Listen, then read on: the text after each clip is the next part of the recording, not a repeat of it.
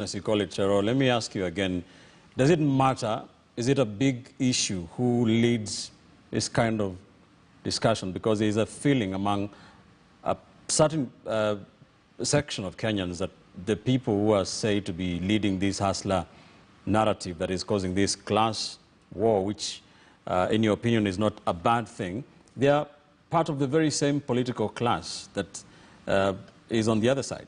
What would you say to that?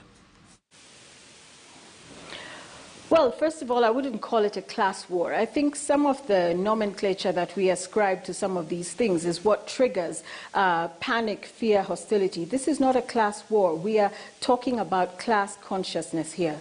And once we are conscious about class, then we can begin to unpick, unravel, understand why we are where we are. But if I understood you correctly, I think that the drivers of this debate, regardless of the ethnic space they inhabit, are still people who exist on the wealthier side of society. And part of the hustler narrative is that it's not rich versus poor, because when I hear about the hustler narrative, within the hustler group, you have wealthy people, you have less wealthy people. So you could be, for example, a garage owner, and you have your workers who work there. You could classify all yourselves as being hustlers because you're all working in self-employed, informal space. But then the degree to which you hustle, the degree to which you will drown or suffer when things go wrong will vary slightly. So I think that the hustler narrative has brought together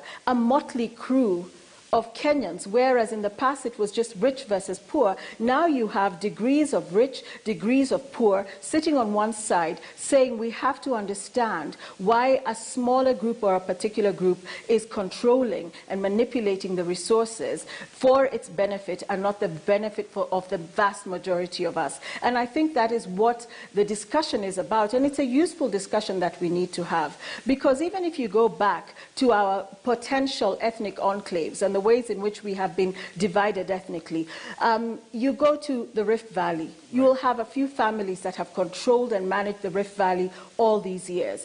But when you look in there, all the people in the Rift Valley are not equally wealthy or equally politically advantaged. You have a situation where within that there can also be a class discussion. Who has, who doesn't have, who is suffering, who is struggling, why are they living the way they are living? And if we began to have those discussions, then we would steer away from the space that the political class has had us exist in, which is ethnic warfare, ethnic hostility, when in actual fact, most of us are sinking in the same boat. All right.